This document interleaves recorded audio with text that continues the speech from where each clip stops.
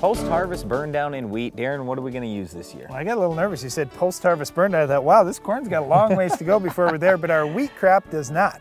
And once we get wheat off, you have to think about a few different things, especially if you're going to plant winter wheat this fall. You've got to stop that green bridge. You can't leave growing plants out there for insects and disease to survive. Okay, let's talk first about that green bridge. We want to make sure that we've got a full 2 weeks where there's minimum, right, where there's absolutely nothing growing in that field. So we want everything dead. That might mean you might have to spray a burn down twice. I don't care. The point is you've got to have that completely wiped out, no green plants growing whatsoever, and you'll have a lot less disease problem, you'll have fewer mite problems, you'll have fewer insect problems. We saw it this year. We saw wheat curl mites again in South Dakota. Right. And it's like, what's going on here? We had fields where guys did not do that, did not stop that green bridge, and now all of a sudden we got wheat curl mites that we just can't stop. Post-harvest burn down in wheat, it's been pretty easy lately because Roundup has been cheap.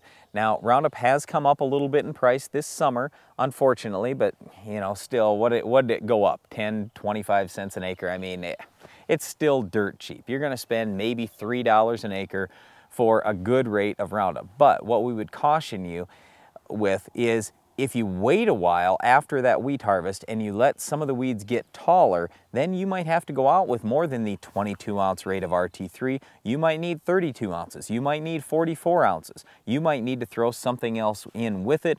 What would you suggest for a Tankmix partner to go along with Roundup? Popular Tankmix partners are 2,4-D and Dicamba. I like Dicamba the best though, Darren. I think that's a much better product than 2,4-D. Well, it's got a little bit of residual with it, where 2,4-D doesn't have very much residual at all to speak of.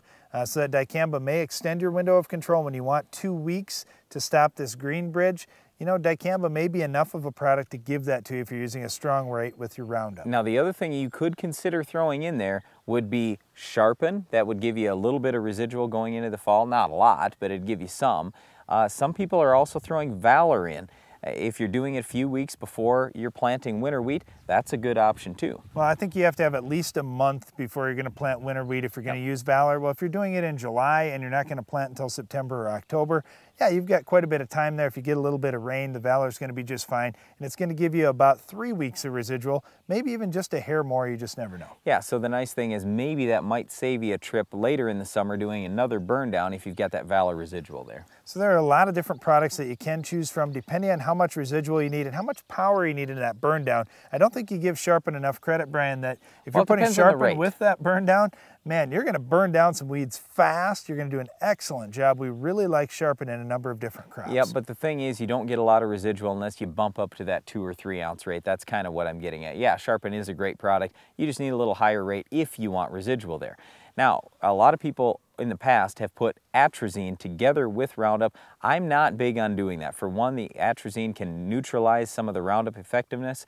The other thing is Atrazine, let's face it, it can leach down in the soil, it can contaminate somebody's groundwater. Atrazine is as safe as table salt.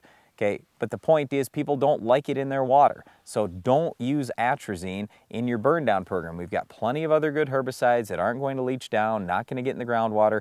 Don't use Atrazine as a post-harvest burn down. Well, let's face it, you've got nothing growing out in that field. There aren't active root systems other than your weeds. I mean, if you had a complete carpet of weeds across your field, yeah, they would probably soak up all that Atrazine just right off the bat. But let's just say you got a weed here and there that you're doing this burn down on. There's a lot of that ground where there's no root system out there to absorb the Atrazine. It could be trouble. The last thing I wanted to address real quick is make sure you're using ammonium sulfate, and make sure if you're using a burn down partner that needs it, you throw in crop oil or non-ionic surfactant. Now, if you're just going with a loaded glyphosate and Dicamba, for example, you don't need any other non-ionic surfactant or oil. Just throw in the Roundup, Dicamba, and ammonium sulfate, and you should do a good job this summer. But keep in mind, we've got thick leaf cuticles a lot of times late in the summer when things are dry, so it is kind of hard to get good penetration into that leaf.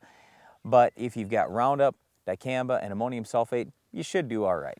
All those things are great, Brian, but our weed of the week is a tough one. We'll talk about what it takes to control this tough weed coming up next.